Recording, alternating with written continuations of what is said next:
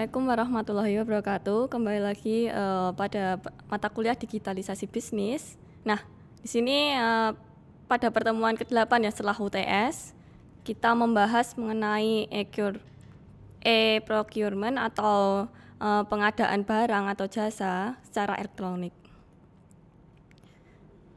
Nah, di sini ada beberapa yang perlu dijelaskan. Yang pertama mengenai konsep pengadaan yang mengarah pada pembelian atau bisa sering disebut dengan e-procurement, di mana pengadaan ini bukanlah sesuatu topik yang penting dalam studi akuntansi maupun manajemen, terutama jika dibandingkan dengan pemasaran atau marketing, kemudian strategi ataupun sebagainya. Nah, akan tetapi dalam bisnis secara elektronik itu justru menyoroti adanya pengadaan atau procurement sebagai salah satu isu strategis dengan kehadiran pengadaan secara elektronik tersebut. Nah, mengapa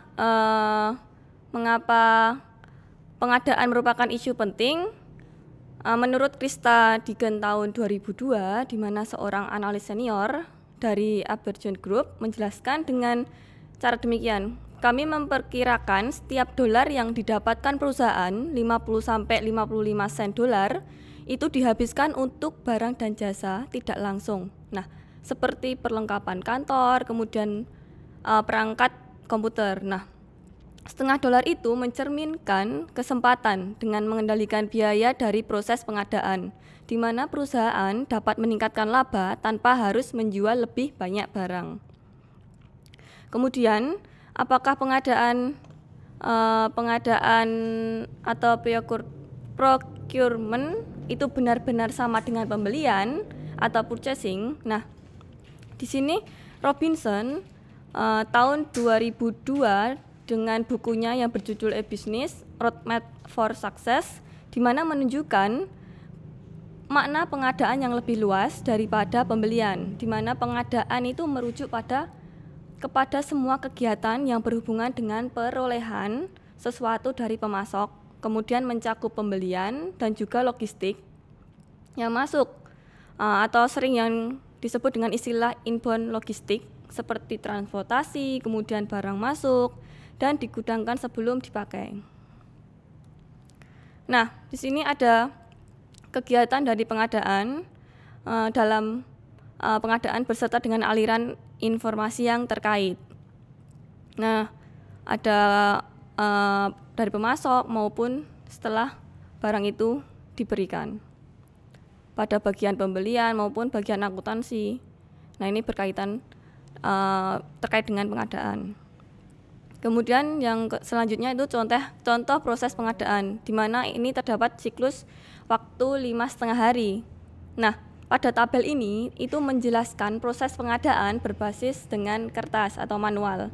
Proses ini diinisiasi pemilik kebutuhan, di mana pemilik kebutuhan ini mencari dan mengisi formulir permintaan barang. Formulir ini kemudian akan diajukan ke pembeli yang bertugas di bagian pembelian, atau seringkali ada proses otorisasi oleh atasan yang tentu menciptakan waktu tunda lagi. Kemudian pembeli tersebut mengisi formulir pemesanan yang kemudian disampaikan kepada pemasok. Saat barang diterima, barang dan nota pengiriman itu biasanya dicocokkan dengan formulir pemesanan dan invoice. Setelah itu pembayaran kepada pemasok itu akan dilakukan. Selanjutnya ini mengenai e-procurement atau pengadaan secara elektronik, di mana pengadaan secara elektronik ini adalah integrasi dari pengelolaan secara elektronik terhadap seluruh kegiatan pengadaan mencakup permintaan, pembelian, otorisasi atau memberikan kuasa, kemudian pemesanan, penyampaian, dan pembayaran antara pembeli dan pemasok. Nah, pengadaan secara elektronik ini seharusnya diarahkan untuk meningkatkan kinerja dari 5 hak pembelian, yaitu yang pertama, harga pantas, kemudian yang kedua itu waktu penyampaian yang tepat, kemudian yang ketiga adalah mutu sesuai, yang keempat adalah jumlah sesuai, yang kelima adalah sumber yang tepat. Selanjutnya mengenai analisis proses pengadaan secara elektronik. di mana tabel ini mencerminkan contoh proses pengadaan yang diefisienkan dengan penerapan pengadaan secara elektronik, di mana penghematan biaya secara langsung diperoleh dari efisiensi proses. Efisiensi proses sendiri itu akan berdampak lebih sedikitnya waktu yang dipergunakan oleh staf pembelian dalam mencari dan memesan produk, serta mencocokkan kiriman dan invoice. Kemudian efisiensi biasanya juga diperoleh karena validasi otomatis dari anggaran belanja yang disetujui untuk perorangan maupun unit kerja. Hal ini itu tujuannya yaitu mengarah kepada semakin sedikitnya tenaga manusia untuk memproses setiap pemesanan dan semakin singkatnya waktu. Nah, hal ini tentu saja akan berpengaruh untuk menghemat biaya bahan fisik seperti kertas untuk formulir pemesanan dan invoice yang masih diperlukan dalam proses pengadaan. Nah, misalnya kalau kita menggunakan pengadaan secara elektronik, di sini contohnya ketika kita cari barang, kita hanya membutuhkan waktu 20 menit. Kemudian pesan melalui web hanya 10 menit. Kemudian pengiriman dari pemasok hanya 1 hari. Kemudian membuat invoice atau laporan itu hanya 10 menit. Kemudian pembayarannya hanya 10 menit. Berbeda ketika kita menggunakan pengadaan secara tradisional, ini membutuhkan waktu yang cukup lama, berhari-hari.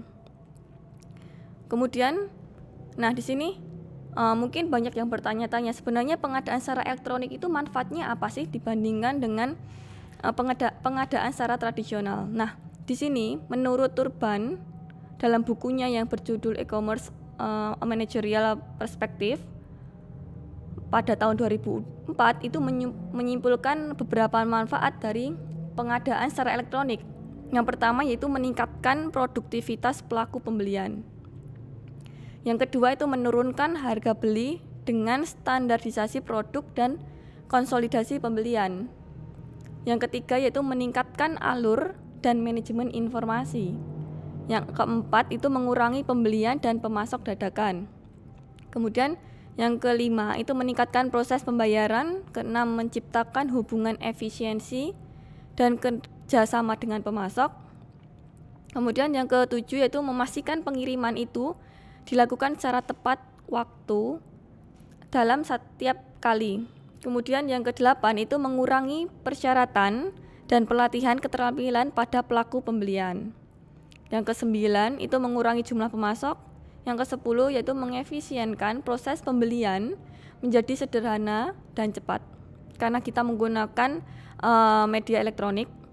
Kemudian yang ke-11 itu mengurangi biaya administrasi perpesanan.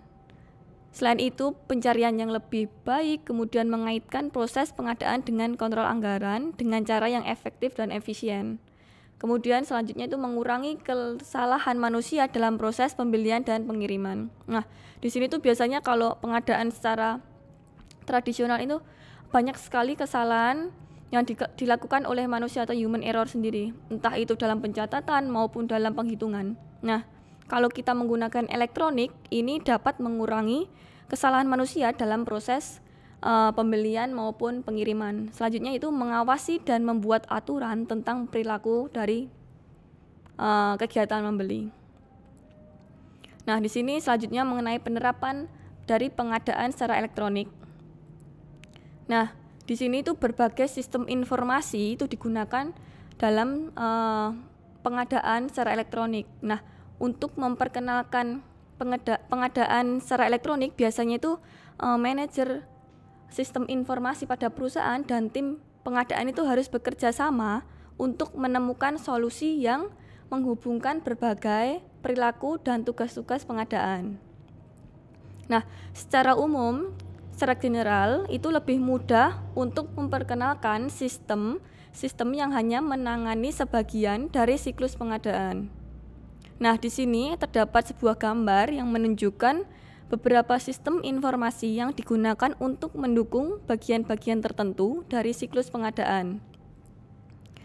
Yang pertama itu ada sistem kontrol stok, di mana sistem ini sebagai contoh dimanfaatkan pada pengadaan yang berhubungan dengan jumlah stok yang berada di bawah ambang batas pemesanan kembali atau sering dengan istilah reorder point. Kemudian yang kedua ada katalog berbasis web maupun CD, di mana katalog kertas tersebut digantikan dengan katalog elektronik yang kita menggunakan media web maupun media elektronik lainnya. Kemudian yang ketiga ada sistem workflow berbasis email atau basis data, di mana sistem ini mengintegrasikan permintaan oleh pemilik kebutuhan, kemudian persetujuan oleh manajer, dan pemesanan oleh pembeli. Nah, pemesanan ini disampaikan dari satu orang ke orang lain sampai memasuki antrian pemenuhan. Sistem ini mungkin diperluas dengan sistem akuntansi, dengan pencatatan elektronik maupun pencatatan akuntansi yang lain. Kemudian yang keempat itu ada pemesanan berbasis web, di mana pembeli itu seringkali memiliki peluang untuk memesan secara langsung melalui web pemasok. Namun pada kegiatan pemesanan biasanya mengandung namanya rekeying atau input yang berulang-ulang karena ada kesalahan dalam menginput dan tidak ada integrasi dengan sistem untuk pengajuan permohonan ataupun pencatatan akuntansi. Kemudian selanjutnya adalah sistem akuntansi. Nah, sistem akuntansi ini terintegrasi itu memungkinkan staf pembelian untuk memasukkan pemesanan yang kemudian dapat digunakan oleh staf akuntansi untuk melaksanakan atau melakukan pembayaran ketika invoice diterima. Selanjutnya ada sistem ERP atau e-procurement. Nah, di sini terintegrasi dengan menggunakan pendekatan ke seluruh sistem di atas dan dapat juga diintegrasikan dengan sistem pemasok. Nah, di sini ada hubungannya antara pembeli dan pemasoknya. Kemudian di mana perusahaan yang menghadapi pilihan yang sulit dalam menerapkan pengadaan secara elektronik secara penuh dapat menggunakan sistem ini, di mana pilihan yang tersedia itu biasanya antara mencoba menghubungkan sistem-sistem yang berbeda atau membeli sistem baru yang telah mengintegrasikan fitur-fitur yang dibutuhkan pada perusahaan. Nah, membeli sistem secara baru itu secara teknis memungkinkan sebagai pilihan yang paling sederhana, namun mungkin lebih mahal dibandingkan mencoba mengintegrasikan sistem-sistem yang ada serta membutuhkan namanya pelatihan. Nah, ini. Nah, di sini ada sistem workflow berbasis email, di mana memperlihatkan email yang dibuat dengan sistem pengadaan elektronik sebagai bagian dari sistem workflow. Nah, email ini memperlihatkan persetujuan manajer terhadap permintaan pembelian, ini contohnya. Kemudian selanjutnya mengenai contoh perangkat lunak pengelolaan dokumen, di mana gambar berikut ini memperlihatkan perangkat lunak pengelolaan dokumen sebagai bagian terintegrasi dari sistem pengadaan secara elektronik. Nah, perangkat lunak ini menampilkan invoice kertas dari pemasok pada bagian mana sebelah kiri. Nah, di sini yang telah dipindahi ke dalam sistem yang dibandingkan dengan informasi pemesanan elektronik yang dimasukkan. Nah, ini inputnya dan ini hasilnya. Contoh. Kemudian berikutnya mengenai integrasi sistem pengadaan secara elektronik dengan data katalog. Nah, pada gambar berikut ini merupakan dua pilihan integrasi untuk pembeli yang ingin mengintegrasikan sistem internal seperti pengadaan secara elektronik dengan sistem eksternal. Nah, perangkat lunak pengadaan secara elektronik khususnya itu berupa aplikasi khusus maupun middleware mungkin diperlukan untuk berantar muka dengan komponen pengadaan elektronik dari sistem pengadaan elektronik. Nah, pertanyaannya bagaimana sistem pengadaan elektronik ini mengakses harga mengakses katalog harga dari pemasok. Nah, yang pertama ini adalah mengumpulkan katalog elektronik dari pemasok-pemasok ke dalam perusahaan. Melewati apa? Melewati firewall, di mana pendekatan tradisional ini memiliki kelebihan dalam hal lokasi data yang berada di dalam perusahaan, dan dengan demikian siap untuk diakses.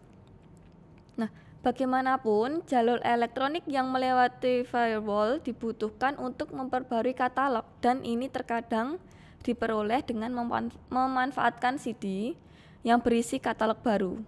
Nah, hal ini itu menunjukkan bahwa pembeli memiliki pandangan tunggal yang terintegrasi terhadap produk-produk dari pemasok-pemasok yang berbeda.